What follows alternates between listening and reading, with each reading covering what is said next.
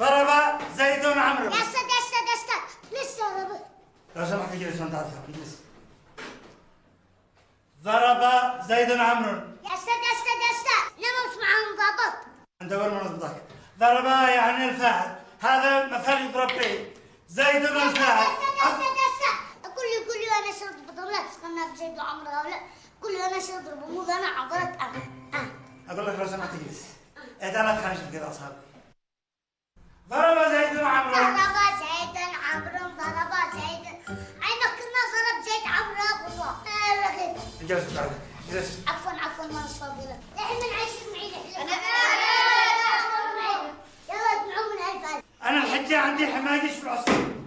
اجلس مكانك. وليش بتدري بالعشش عمنا ناخذ منك؟ ما عاد انا زيد وعمرو هذا اللي بتقول. لا انا خير زيد وعمرو. لا اخر مره اقول لك اجلس. ايوه انا مسكين. اقول لك اجلس. قلت لكم منه. أقول لك أنا حاضر، أنا ساكت، لكن ما أدري مالك تلبس، والله لا أعرف، لا أعرف،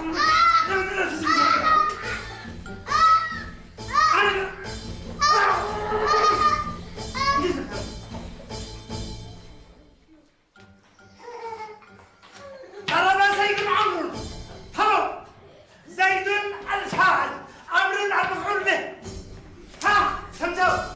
شفتك هذا من هذا أنت؟ وهذا الأستاذ. ها هذا الشعب. أيوه. الله أكبر علي. يعض ابني أنا، يعض ابني هذا الحمار. أنا يعض ابني. ما سويت لي من مصيبة، لا شي تخليك لي المدرسة أنت. ما خلوا الطلاب ما فعلت. ايوه على ذكر الطلاب، بصراحه يا مدير انا مضايق من التلفونات، لا يمكن ان تكون مره تعليم قائمه في وجود التلفونات داخل الفصول. طبعا لانك ما تشي حد يثبت عليك الجرائم اللي بتفعلها يا مجرم. ما هي جرائم. ما فعلت امس، ما سويت امس الفصل. اذكرك لا تكذبش، كل شيء موثق. اسمع انت تخرج خارج، اذا جاء ولي امر الطالب هذا لا تخلي شيء يدخل الا لو مدعيك. طيب تمام، خرج يلا تحرك خلي قلبك. تفضل يا ايها المربي الفاضل، تفضل يا استاذ.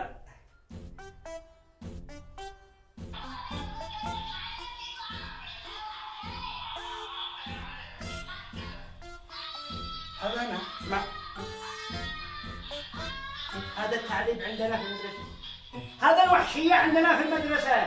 انشي تشلني انت، انشي توديني انت. لا. ما شي تفعل بي انت، ما شي تسوي بي. الموضوع مش زي ما انت فاهم، هذا الطالب ما رضيش يسكت ولا رضي يتأدب.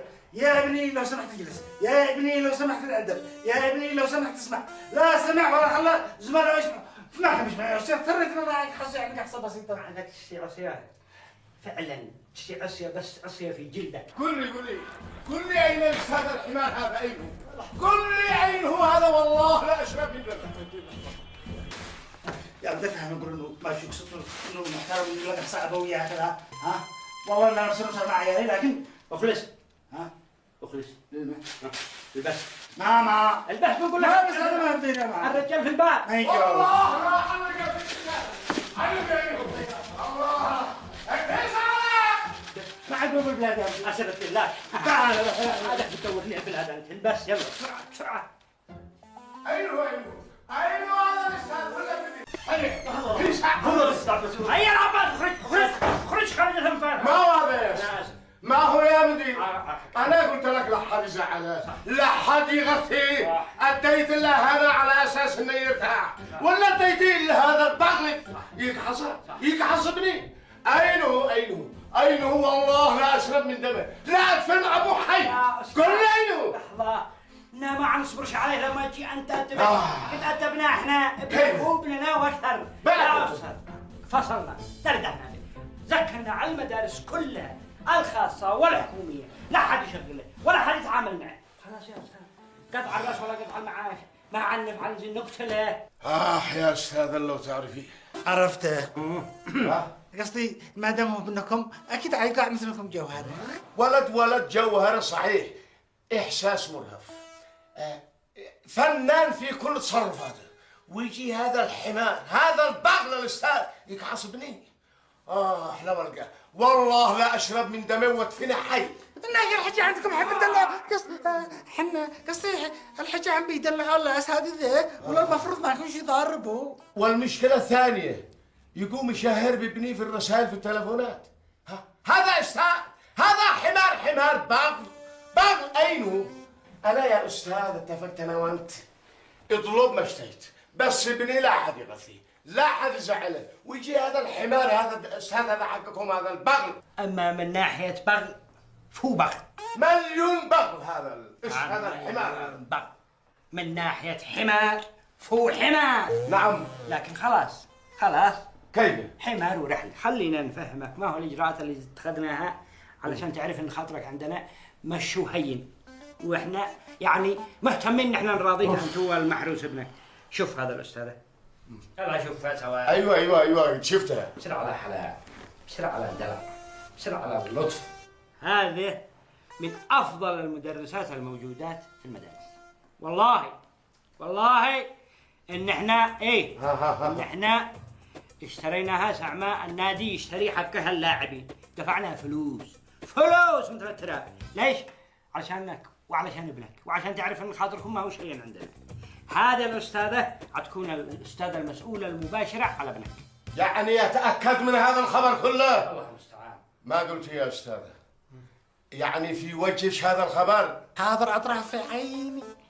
خلاص، المهم إن الوالد في وجهش وأنا مطمئن، ولا ما هذا المدرس أنا وراه طال الزمان أو قصر، بعد هذا الله يلعن الله مدرس.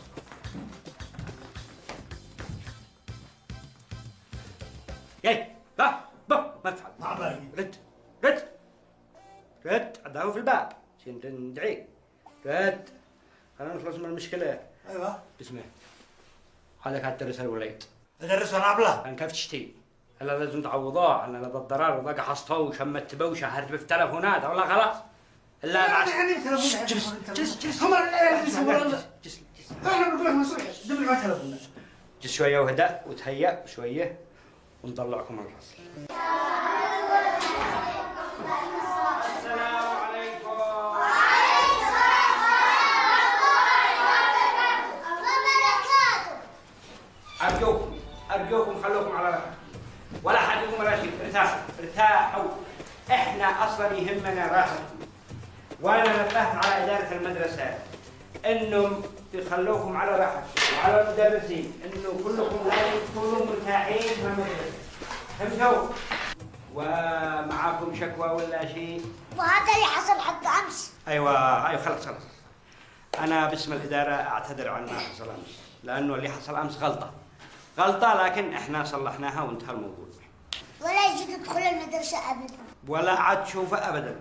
لكن يا صدق الرسائل منشورة في كل التلفونات حسب الحادث حق امس حق عبد الجبار. الرسائل ايوه انا عارف، ولذلك انا اقول لكم قد اتخذنا ضد اجراءات وعاقبنا، وهذا الموضوع خلوا علي انا احله. بالنسبه لابوك يا اخ عبد الجبار احنا قد اعتذرنا، بس عاد شويه محتاج منك كلمتين توعدني. انا عاد اوعدك لكن ما جيتش ادخل المدرسة. ما عاد يجيش يدخل. خلوني الحين استحملوني دقيقه واحده يا حبايبي ابشركم بالخبر اللي جيت له. انا اليوم تعويضا لكم عن ما حصل امس اديت لكم استاذه من افضل الاستاذات الموجودات في المدارس، الاستاذه شيرين.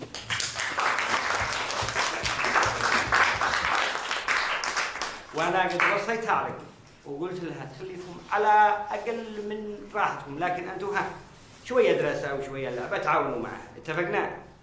وعدوني. اتفقنا؟ يا استاذه هذا فصلك قدامك، هذا احسن فصل عندنا في المدرسه وكلهم طلبه من الاوائل، وانا متاكد انهم حيكونوا معك مرتاحين وما عادش تسوي شيء. خلاص؟ هيا السلام عليكم. وعليكم السلام ورحمة الله وبركاته.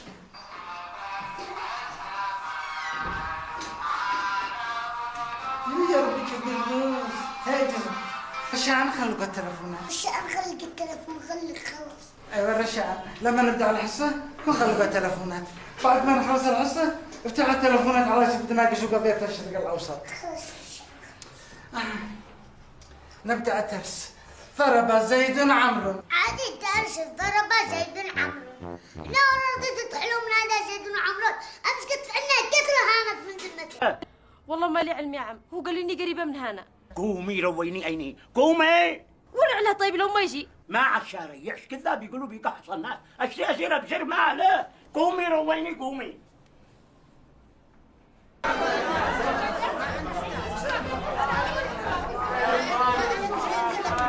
يا اخوان هدوء رجاء، ارجوكم خلونا ننظم الحديث عشان نفهم على بعضنا البعض. يعني انا طلبت انه يكون اجتماعنا هكذا موسع ونلتقي مع بعض عشان نتكلم في موضوع الرساله التليفونيه هذه، لاني بصراحه قد اخذت اكثر من حجمها واكثر من حقها. اسمع يا مدير، احنا ما جيناش نجتمع معك هنا. ادي لنا الملفات حق اولادنا، جينا نسحب ملفات اولادنا ونمشي. صح، لازم ان احنا اسمع، انا شوف يا استاذ، ابني ما يجلس ولا دقيقه ولا ثانيه ولا لحظه عند المتوحشين. لا لا لا لا لا. أنا سحبت ملف ابني من المدرسة الأولى لهذه المدرسة، والآن ندمان إن أنا اديت الملف هذا. أنا مقدر إنه يعني انزعاجكم شيء طبيعي، وصدقوني هذا اللي حصل أزعجنا بنفس القدر الذي أزعجكم أنتم. بس ادونا فرصة نشرح لكم ما حصل. أولاً نحن هنا في مدرسة علمي علمك النموذجية، ليس لنا علاقة بالشخص الموجود في الصورة المدعو عباس. هذا الحيوان، هذا البغل، هذا الحاقد، هذا الموتور، هذا ضلع في مؤامرة استهدفت المدرسة واستهدفت طاقم التدريس واستهدفت الإدارة في وقت واحد. لأنه هذا طلع في فترة كان الفصل فيها شاغر، خرجت أبلة لظروف خاصة، جلس الفصل شاغر فترة، طلع هو حدد الوقت، طلع من عملته وخلى من يصوره وانتشرت الصورة بهذا الشكل. يا جماعة احنا أمام مؤامرة، عمل محبوك ضد المدرسة، الغرض منه تشويه المدرسة هذه. وفي ناس حتى بيننا يهمهم جدا ان المدرسه هذه تتشوه وان انتم يعني تسحبوا اولادكم منها. لكن احنا ما يعني لما خرجت الابله المذكوره احنا ما خليناش الفصل فارغ، يعني مده حصه وحصتين، وقمنا اداره المدرسه فورا استدعت الاستاذه الفاضله الابله شيرين عشان تحل محل الابله اللي راحت، واعتذرنا من ولي امر الطالب وسلينا الطالب وانتهى الموضوع وصلى الله وبارك وخلصنا. اسمع يا استاذ، لا شيرين ولا ميرين، قلنا لك ادي الملفات حق اولادنا نروح، ما عاش ندرس اولادنا هنا عندكم. صح، مرتي قالت نسحب الملف. قالت مرت اسمع، لو سمحتي يا انسه شيري، ممكن تشوفي بس كيف سوى الطفل كيف اكله؟ قد اعتذرنا له واعتذرنا لولي امره وانتهى الموضوع. لو سمحت خلي الانسه شيري. اسمعي ابصري. لا محمد. المرأة دوخت، مش نسحب المرأة. احنا لازم نسحب ملفات الاولاد من هذه المدرسة، لازم والآن. هذا وحش، كيف مدرس يعض طالب بالشكل هذا؟ المفروض تفحصوه. يا جماعة الأمور اتضحت وبانت، اليوم عضب في يده غدو في رجله، ابحثوا، الفحص ضروري. ابروا لكل طالب لازم مدي، ابحثوا، اسحبوا ملفات أولادكم، اسحبوا ملفات أولادكم.